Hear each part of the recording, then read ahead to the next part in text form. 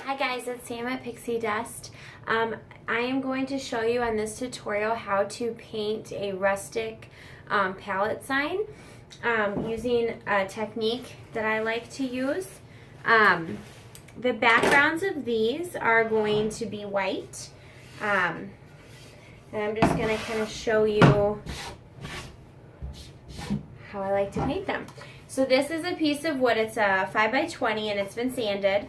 Okay, so it's not really rough. If it is super rough, like if you have a pallet fresh off the pallet and you don't sand it, the paint will penetrate too much and you won't get a lot of blending. So you want to make sure that you at least run sandpaper over at the top of it, okay? All right, I'm going to put you down here so you can kind of see what I'm doing. Okay, so I have 3 pieces of wood here, okay?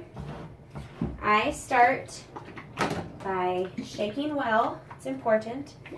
I use cheap apple barrel paint, okay? Nothing fancy, nothing expensive. And I also like to use real bristly like brushes for my rustic pieces. I think it adds a little bit of character. Okay, so I'm going to come in here with the black. And again, I'm doing a white background, but the black is very important, and you'll see why in a minute. So I'm going to come in here, and I'm literally going to go like this over my 3 pieces of wood.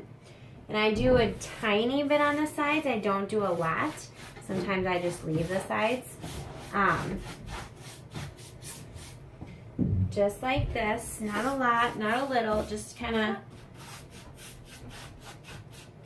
all over here. Okay, do you see that? I just feathered them, okay? So now that they're feathered, I don't have a hair dryer down here. I'm just gonna take a paper towel quick and just wipe the big spots. You wanna leave it a little bit damp. You don't want it all the way dry so that you do get some of the blending on your board. So come in here and just kind of get some of this excess off. Perfect. Okay. So now that we have our black on, we're going to go to our white. Again, this is still fairly damp, and you don't want it all the way dry. So you're going to do the same thing with your white, okay?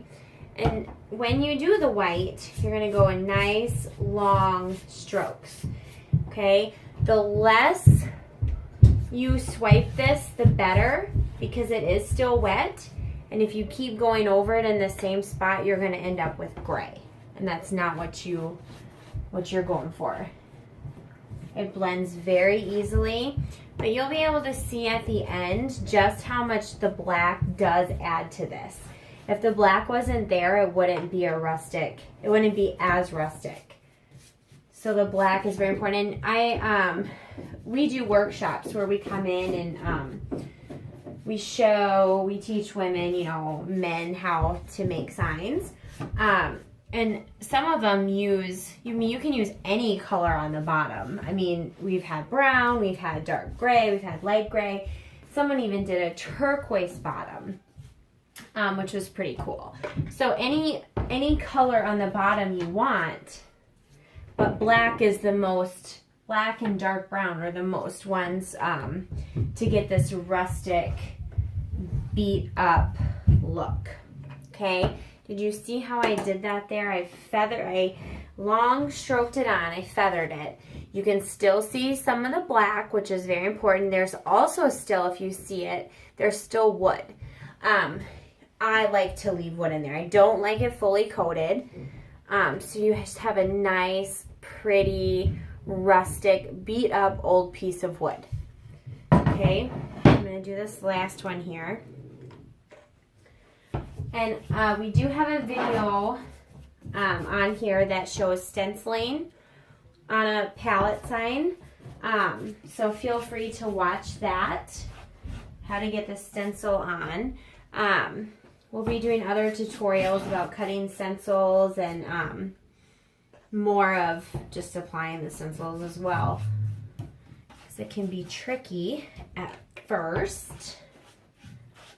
So I'm just coming in on the sides. Remember, the sides are just as important as the face of a sign because you are going to see them. The backs, I don't bother. I leave them. So just getting this white on here. And some spots you want to hit more with white. It might be pretty, you might feel like it's really thick. But you're just getting it whiter in other spots. And that's how you achieve that. You just put big globs on. So some of it is really thick in spots, but that's how I do it. So again, this one's finished up. You can kind of see, well maybe, some of that is super thick there. It won't dry like that. It'll dry pretty even, but that's just to give it that ultra white in that spot and distinguish it from the other patches, okay? All right, so that, my friends, is how I do rustic white background. Again, you can use it with any color underneath, turquoise, gray, brown, but your black and your dark brown is going to give you that super rustic farmhouse type look. Okay? If you have questions, I'll leave them in the comments. I'm more than happy to answer them. There's another video on our page that shows the stenciling, so feel free to watch that, and we'll be adding, I'll be doing more tutorials with the stenciling as well on these ones, okay?